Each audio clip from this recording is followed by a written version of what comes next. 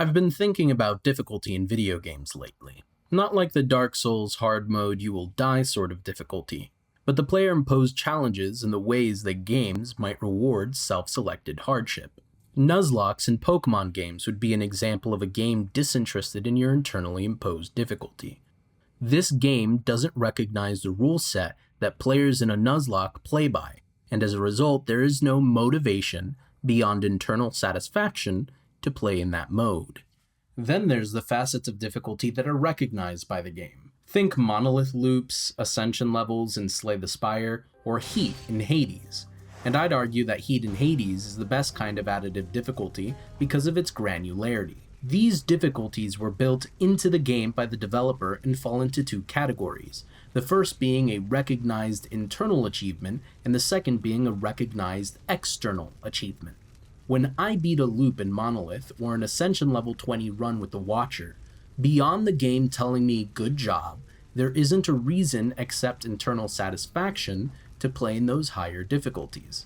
Hades does something different, providing a physical bar of achievement a la Skelly statues and access to resource upgrades for your weapons and the hub area, along with the internal satisfaction of beating a heat level with a particular weapon. The game recognizes your achievements and rewards you with external stimuli, the resources. Moreover, the granularity allows the player to tailor the difficulty to their strengths. I can't adjust the loop difficulty in Monolith to be about increased bullet spread versus increased damage per bullet in the same way I can in Hades. The reason why I'm discussing difficulty like this is because I feel the game I'm about to talk about mixes its internal and external achievements for difficulty very well. Not just in difficulty, but its macro and micro gameplay loops keep me engaged for long periods of time.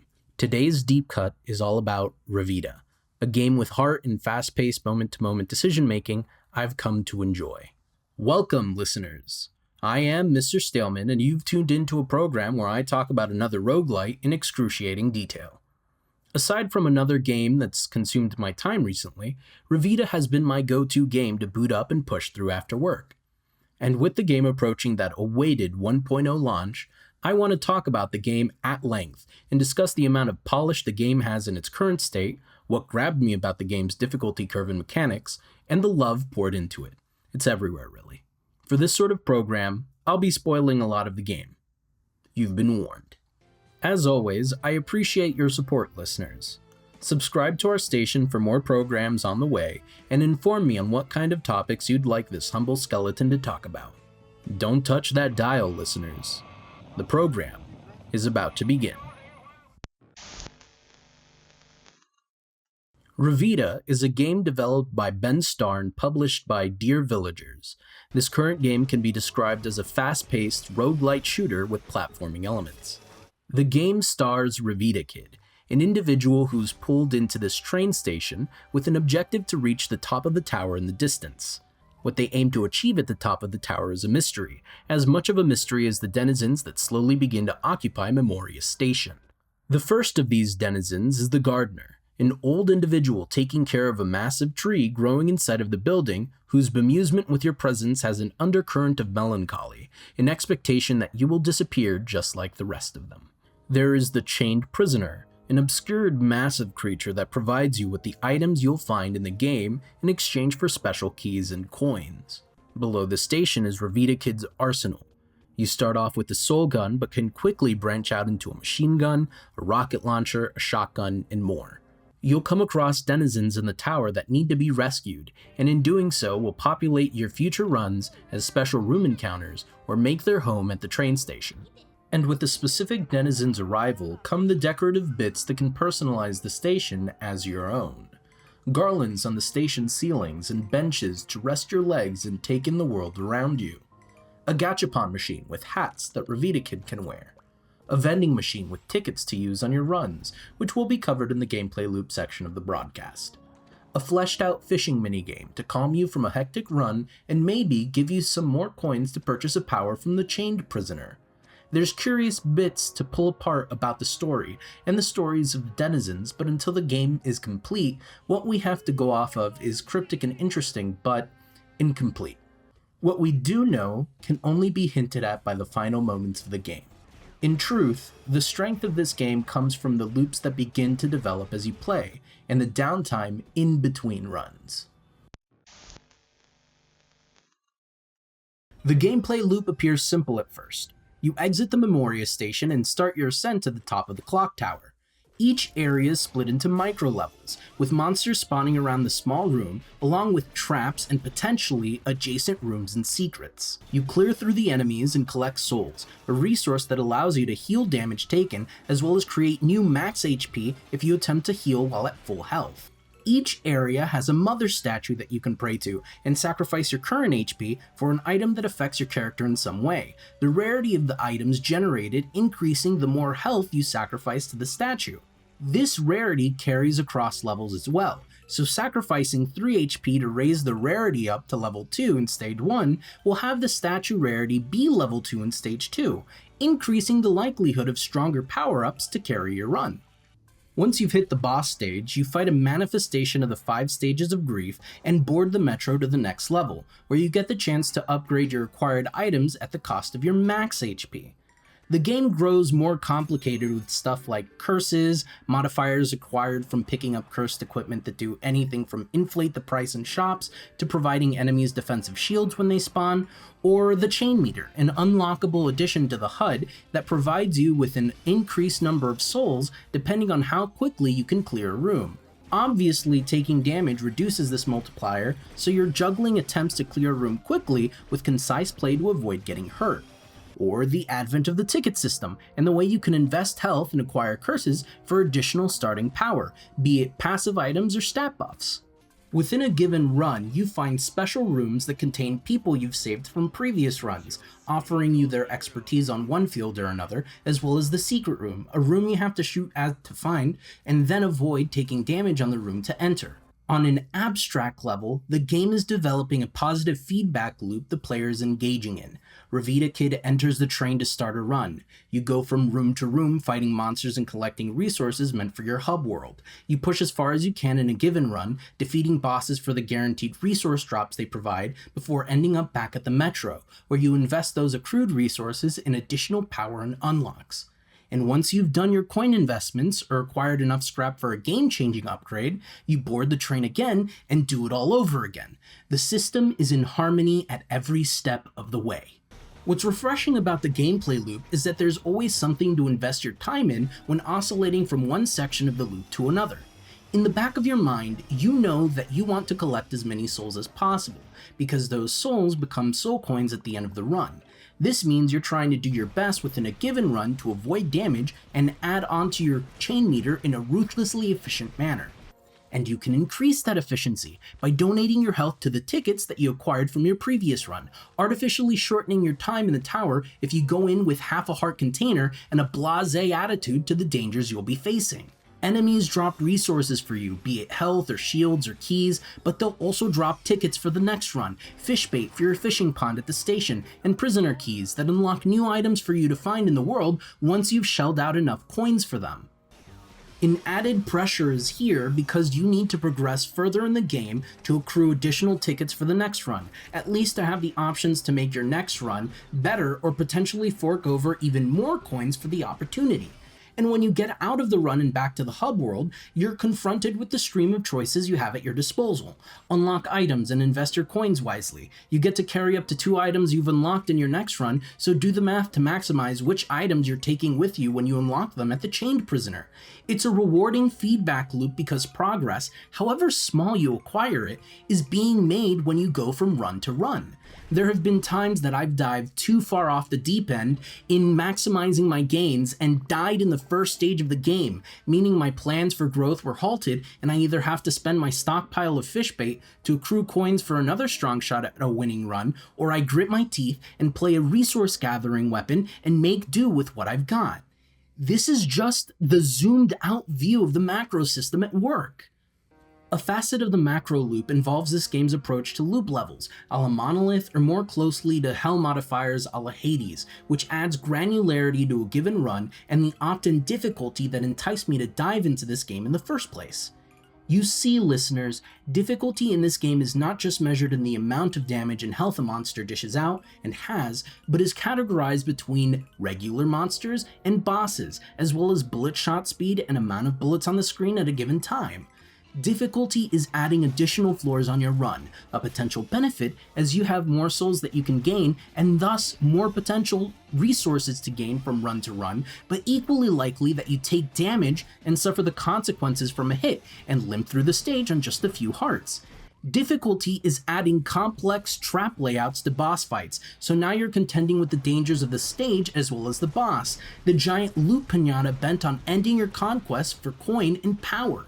Difficulty is limiting the amount of mother statues that spawn in an area, reducing the amount of items you can gather on a given run, and thus reducing the strength of your character to make it to the end of a run. What I love about this granularity is that it allows a player to opt into their level of difficulty where they can attempt to play into their strengths while increasing the challenge of the game. I personally have no qualms with increased shot speed and more rooms, but I've been irking away from trap damage increases and tricky boss layouts because traps suck and I hate them. The added benefit of this difficulty is that the game recognizes the increased difficulty you're straining yourself under and provides you with benefits to compensate. At difficulty 5, you gain increased item rarity, making stronger items drop more often within the mother statue rooms. At difficulty 10, you gain a free ticket. Essentially, the cost of a ticket, be it health or acquiring a curse, is removed or diminished, allowing you to take the ticket's benefits for a free or reduced cost. And these benefits compound on each other, with my current difficulty level at 22 giving me a +2 item rarity and 2 free tickets to acquire at the start of each run. This difficulty component is dynamically affecting the way you engage with the broader gameplay loop, tailor-made by you to provide you with a challenging yet rewarding experience. Maybe the difficulty modifiers you selected for a run weren't to your liking. I know they weren't for me when the system was introduced, requiring me to play through 10 of these shard difficulties until I was given the blueprint necessary to custom design my difficulty to me. Another facet of the gameplay loop that makes the overall experience so rewarding is, and I'm not playing around here, the fishing minigame. You play through a run and find that you don't have enough coins to take a worthwhile item on your next run.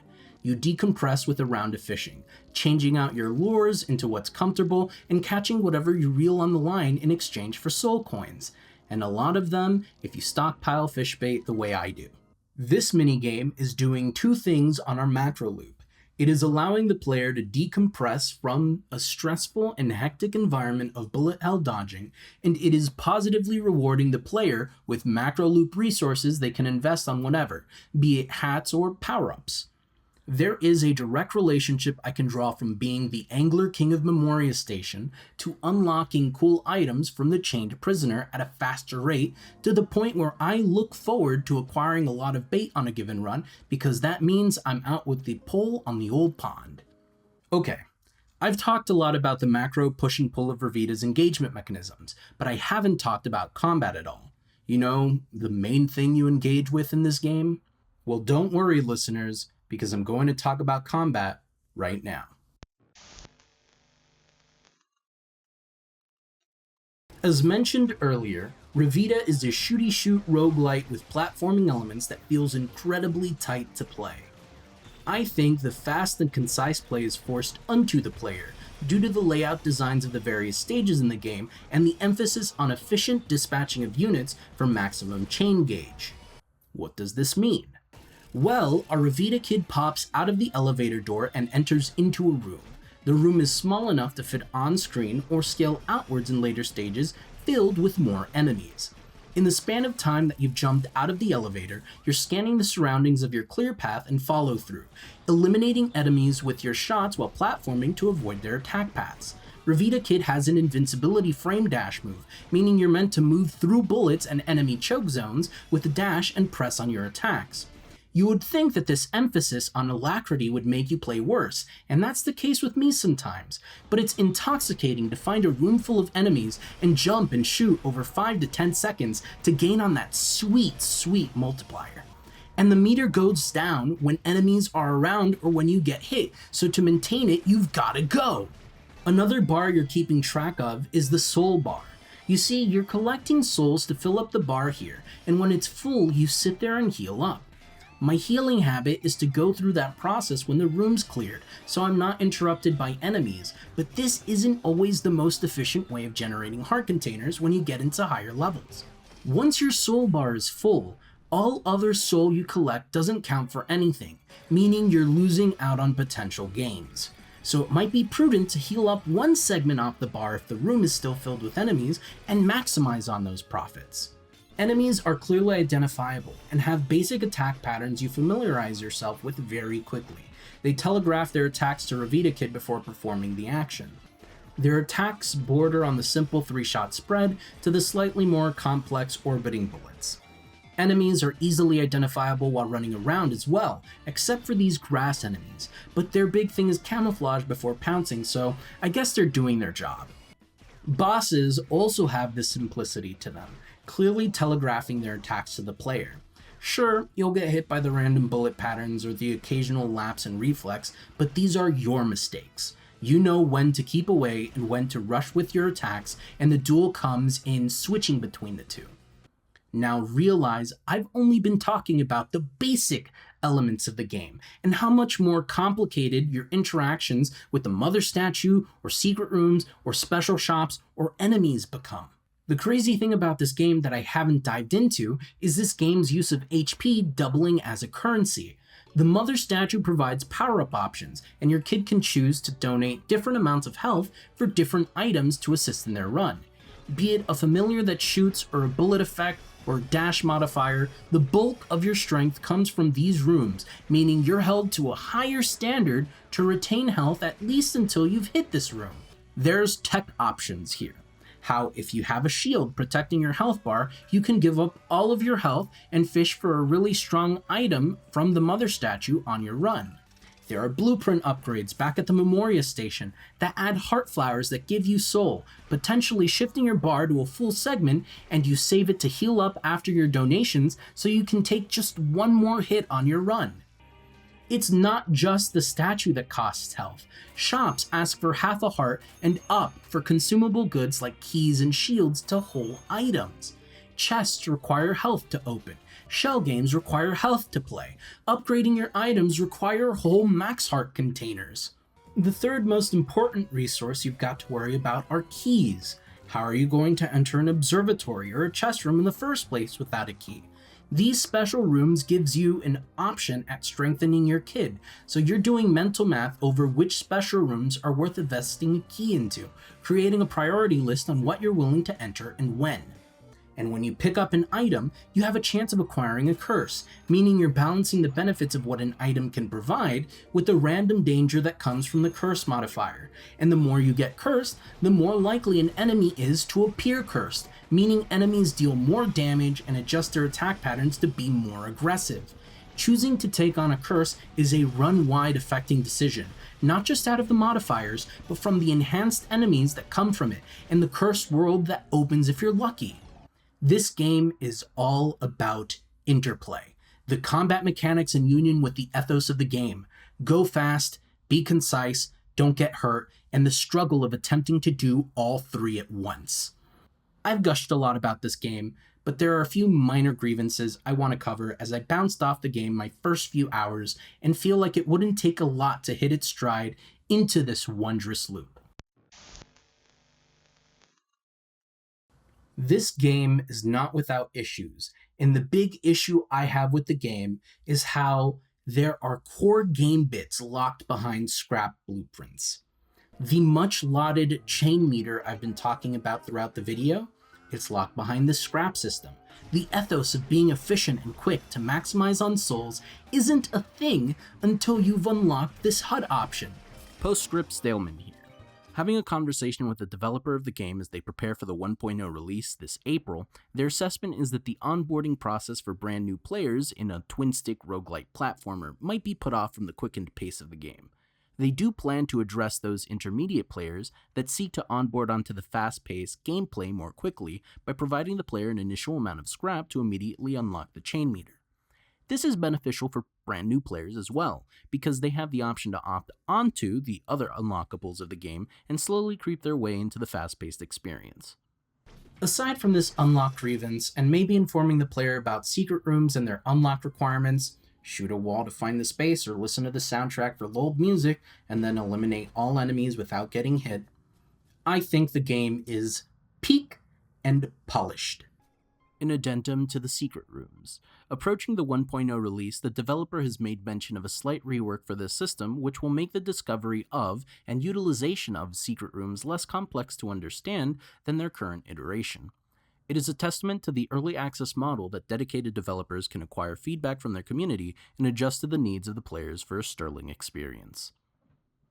Revita is a special game. It has a lot of heart, and this is reflected in the care that Benstar has taken to it. Its themes on grief are poetic, and I look forward to seeing the game's ending and the potential to change our fate, as it were. There's this beautiful rhythm you jump into when you boot up the game, and I treasure that. The micro-loop in the combat, assessing the dangers of enemies at breakneck speeds while jumping around, and gaining coins for unlocks. Taking in the backgrounds and the diversity of the biomes, and all the quirks to their stages. Becoming familiar with the enemies, with the synergy system, with the special rooms, like a denizen of the world gaining back their lost memories. The macro loop of coming home to the Memoria station and investing hard-earned coins on combat unlocks and flowers for the station. Benches, station graffiti, a statue to commemorate your successes in the shard levels, the joy that comes from customizing your station to your liking and tastes when you've unlocked all the gameplay stuff, still leaves you with that sense of excitement hours upon hours later because 200 coins and 20 scrap isn't going to generate itself. Taking a break from the shooting to sit out on the pond and fish for some coins. Spending money on hats, sitting out on the fire with the accordion man to listen to the game's gorgeous and haunting music. Even if I'm dead, this game brings with it boundless levels of life, and I appreciate that. I appreciate the work that's been placed into the game, and I hope that I've enticed you all to put your money into it. This has been Mr. Staleman on Heart, Soul, and the Need for Speed, logging off.